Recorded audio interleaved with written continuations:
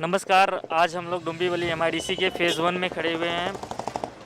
Dombivli MIDC का phase 1 एक ऐसा हिस्सा है जहाँ पर जब एमआईडीसी पहले लॉकडाउन के पहले जब एमआईडीसी छुट्टी थी तो यहाँ लोगों का एक मेला, मेरे पीछे आप देख सकते हैं।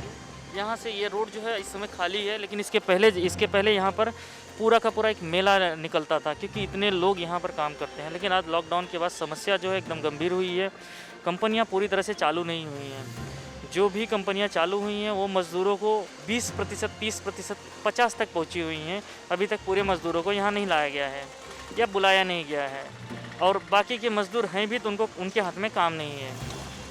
इसी क्रम में हम लोग जब मज़दूर जो लोग कई काम पे हैं या काम कर रहे हैं, अगर अभी वो लोग अभी आएंगे हमारे पीछे से तो हम उनसे बातचीत करेंगे।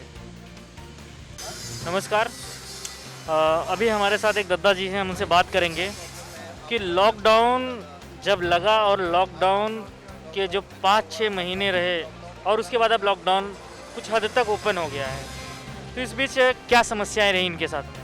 आपका नाम? समस्या ये है सर, हम लोग होटल चलाते हैं लेकिन 3 महीना तक बंद रहा, एक भी पैसा नहीं छोड़ा कोई भी, और उल्टा जो आदमी खाए पिए वो भी पैसा लेके भाग गए, देने का नाम नहीं है। और होटल मालिक तो होटल का भाड़ा छोड़ रहे, लाइट बिल कभी माफ़ किया ही नहीं, और धंधा पे बहुत असर, बहुत ढीला धंधा चल रहा है।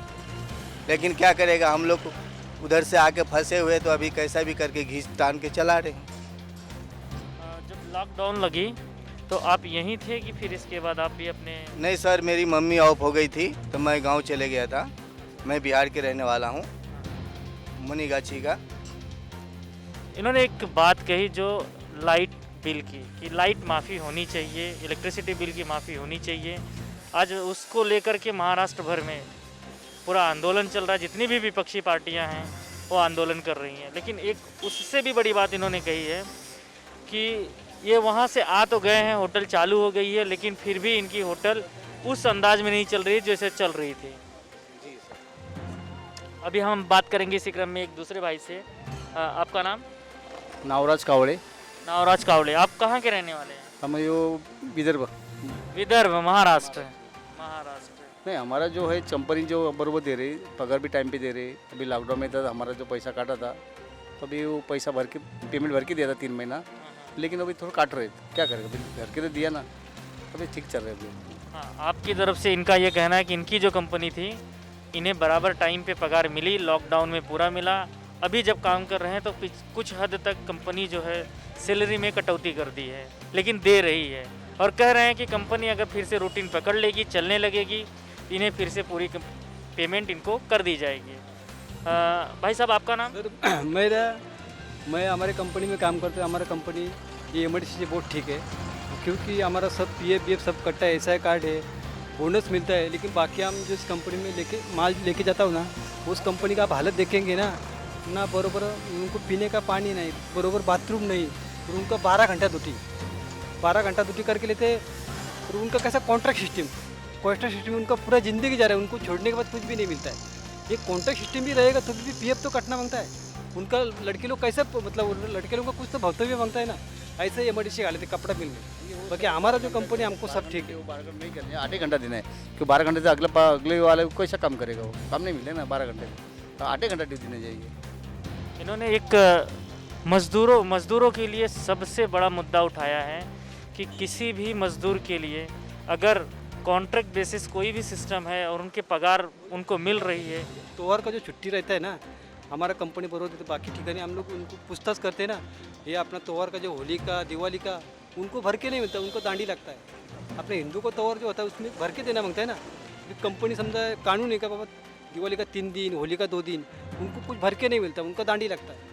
लेकिन हमारी कंपनी के बारे में बोले, हमारे सर लोग बहुत अच्छे हैं, हमारा सब कुछ बरोबर फैसिलिटी, पीएफ सब जो भी हमारा छुट्टी मिलता है सब भर के मिलता है। दिवाली का, होली का, 26 जनवरी का, 15 का।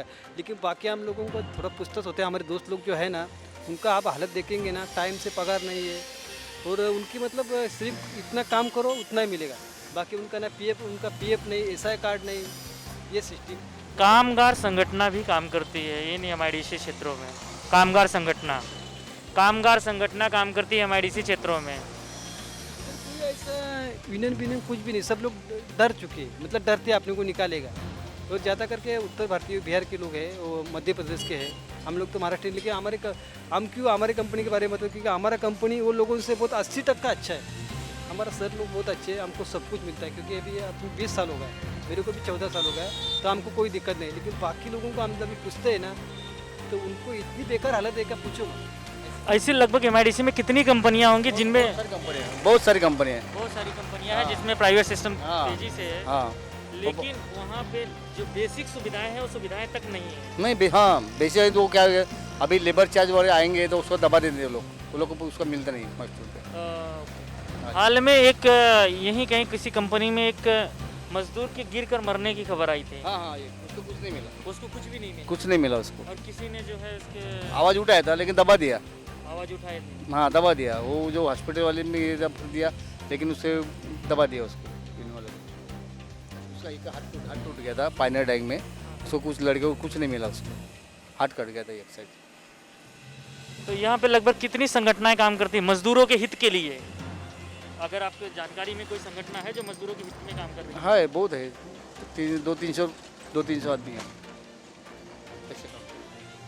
एमआईडीसी की सच में परेशानियां बहुत हैं। यहाँ पे आम आदमी जो काम कर रहा है उसको कॉन्ट्रैक्ट बेसिस पे रखा गया। कॉन्ट्रैक्ट बेसिस में 8 घंटे के बजाय 12 घंटे उनसे काम लिया जा रहा है।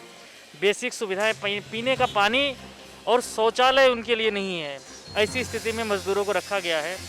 और जो उनको मुख्य रूप से छुट्टियां मिलनी चाहिए बड़े बड़े त्योहारों की, उन त्योहारों पर भी अगर उनको छुट्टी दी जाती है तो उनकी सैलरी उनके पगार में से कट कर दी जाती है। इन सब समस्याओं को जानने के लिए हम लोग और किसी मजदूर भाई से बात करेंगे और इसके बाद हमारा ये क्रमशः जारी रहेगा और हम लोग आगे मजदूर संगठनों से भी बात करेंगे।